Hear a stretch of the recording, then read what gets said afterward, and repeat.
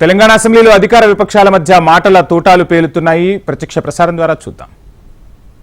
Late అయితే late కావచ్చు, కానీ మీరు చెప్పారు గొప్పగా. ఒక్కరికి ఇవాళ ఈ రాష్ట్రంలో 11 లక్షల మంది ప్రభుత్వంలో కానీ లేకపోతే ప్రభుత్వ సంస్థల్లో అవుట్ సోర్సింగ్, టెంపరీ, అడహాక్ రకరకాల ఉద్యోగస్తున్నారు. కొద్ది మందికి నెల రోజున ఫస్ట్ రోజు ఉద్యోగాలు ఇస్తున్నారు. వాళ్ళందరినీ కూడా జీతాలు ఇవ్వగానే మొత్తం కూడా వాళ్ళు కూడా మొదటిసారి జీతం వచ్చినట్టు ఆ పేపర్లలో అక్కడెక్కడ చెప్తే మీరు మొత్తం వైరల్ చేసి ప్రచార పటాటోపన్ చేస్తున్నారు. దయచేసి వాళ్ళే కాదు, అవుట్ సోర్సింగ్ కానీ, టెంపరీ కానీ, అడాక్ కానీ రకరకాల ఉద్యోగస్తున్నారు కాబట్టి వాళ్ళకు కూడా మొదటి రోజు జీతాలు ఇవ్వాలని చెప్పేసి మేము అందరం కోరుతున్నాం. మీరు ఏదైతే చెప్పిండ్రో ఇవాళ చేయుత పథకం కింద 4000 పింఛన్ తర్వాత ఇవ్వచ్చు. మీరు చెప్పిన ప్రకారం 6 నెలల్లో 100 రోజులు ఇవ్వచ్చు. కానీ గత నెలలో వాళ్ళందరికీ చాలా మందికి ఈ 2046 లక్షల మందికి అనాథలకు ఆర్తాలు చేస్తున్న వాళ్ళందరికీ కూడా అనేక మంది బీడీ కార్మికులు కావచ్చు, వృద్ధులు కావచ్చు, వికలాంగులకు కావచ్చు 46 లక్షల మందికి ఇస్తే వాళ్ళందరికీ నెల జీతం రావట్లే. ఆ 2000 ఇచ్చేది దాని మీదనే ఆధారపడి ఉంటారు కాబట్టి వాళ్ళకు కూడా కనీసం ప్రతి నెల మేము ఎట్లయితే ఇచ్చినో మీరు కూడా ఇవ్వాలని చెప్పి మేము కోరుతా ఉన్నాం.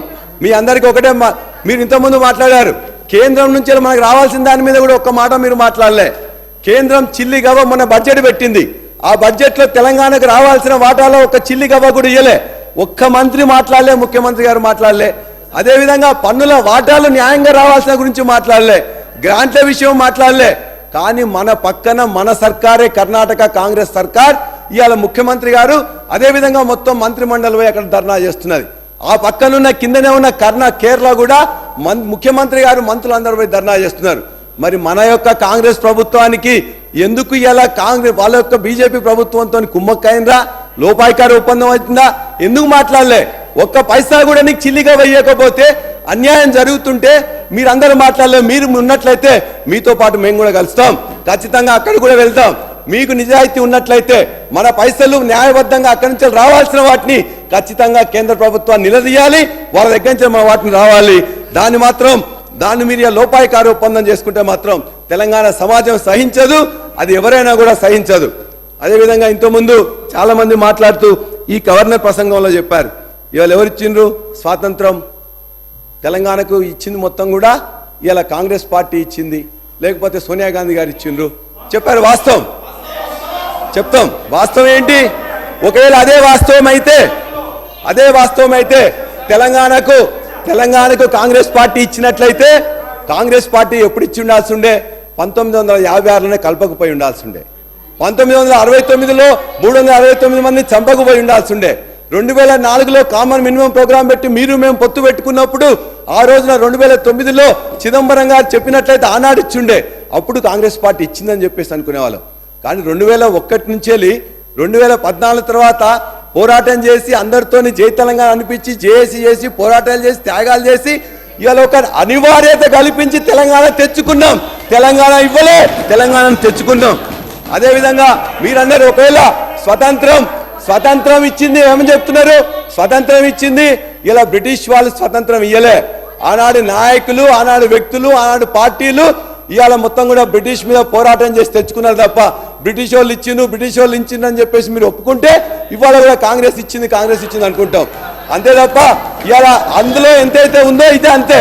బ్రిటిష్ దగ్గర నుంచి వెళ్ళి స్వతంత్రాన్ని ఎట్లయితే ఆనాడున్న కాంగ్రెస్ పార్టీ కూడా భాగస్వాములే, నెహ్రూ గారు, గాంధీ గారు, పటేల్ గారు అందరు భాగస్వాములే. అది వాస్తవం అయితే ఇవాళ ఈ పోరాటం చేసి తెచ్చిన కేసీఆర్ గారే తెలంగాణ తెచ్చింది తప్ప మరొకరు కాదు. ఆది శ్రీనివాస్ గారు. అధ్యక్ష, ఇదే నిండు అసెంబ్లీ సభలో ఈ స్థానంలో కేసీఆర్ గారు ముఖ్యమంత్రి హోదాలో ప్రత్యేక తెలంగాణ రాష్ట్రం ఇచ్చింది శ్రీమతి సోనియా గాంధీ గారే. చరిత్రను ఎవరు కూడా మార్చలేరు. కాదే అది అంతేగా సాక్షాత్ కుటుంబంతో సహా శ్రీమతి సోనియా గాంధీ గారిని కలిసిండ్రు, వారి కాళ్ళను మొక్కిండ్రు. అంతేకాదు అక్కడ మా పార్టీని మీ కాంగ్రెస్ పార్టీని విలీనం చేస్తామని చెప్పని కూడా మాటిచ్చి ఇక్కడ దిగి మాట తప్పినటువంటి వాళ్ళ అధ్యక్ష ఈరోజు ప్రత్యేక తెలంగాణ రాష్ట్రం 100కి 100 రూపాయలు 4 కోట్ల ప్రజల ఆకాంక్షకు అనుగుణంగా ఇచ్చిన మాటకు కట్టుబడి ఇచ్చింది కాంగ్రెస్ పార్టీ. శ్రీమతి సోనియా గాంధీ గారు మన్మోహన్ సింగ్ గారి నాయకత్వంలో వారు బహుశా వారు గమనించినట్లుగా రికార్డులు సరిచేయమని చెప్తున్నాం అధ్యక్ష. వారి మాటలను ఒకసారి గతంలో ఉన్న ముఖ్యమంత్రి మాటలకు వీరి మాటలు పోల్చి చూసుకోమంటున్నాం. ఈ క్రెడిబిలిటీ ఈ భారతదేశానికి స్వాతంత్రం తీసుకోవడం కోసం పోరాటం చేసి కూడా కాంగ్రెస్ పార్టీ. ఈరోజు కేసీఆర్ గారు అనే మాటలు కూడా వారి సభ్యుడు తప్పడితే ఎట్లా అధ్యక్ష? వారు కేసీఆర్ కూడా కాంగ్రెస్ పార్టీలో ఉన్నారు, కాంగ్రెస్ పార్టీ వారికి ఉన్నటువంటి వారే. ఈరోజు వారి మాటలు నిరుద్యోగ భృతి వాళ్ళు ఇచ్చారు అధ్యక్ష, డబుల్ బెడ్రూమ్లు ఇచ్చారు అధ్యక్ష, గతంలో దళిత 3 ఎకరాలు ఇచ్చారు అధ్యక్ష. ఈరోజు గవర్నర్ గారి ప్రసంగం అద్భుతంగా ఉంది, అన్నాడు గవర్నర్ ప్రసంగం అద్భుతంగా ఉంది. వాళ్ళే రైతులు రుణమాఫీ చేసినట్టు మీరు రుణమాఫీ ఏదంటారు? 2 మాసాలైంది అధ్యక్ష ఈ ప్రభుత్వం వచ్చి. గౌరవ ముఖ్యమంత్రి గారి ఆధ్వర్యంలో ఇప్పటికే 2 పథకాలు అమలు చేసినాం. నిన్న మన గవర్నర్ గారి ప్రసంగంలో మరో 2 అమలు చేస్తామని చెప్పినాం. ఈరోజు 500 రూపాయలకి సిలిండర్ ఇస్తామన్నాము, ఈరోజు 200 యూనిట్లే కరెంట్ ఇవ్వబోతున్నాము. ఇవన్నీ కూడా ప్రజలు కాంగ్రెస్ పార్టీ చేరుతో భయంతో ఈరోజు ఈ విధంగా మాట్లాడుతుందో బరుడు కదా.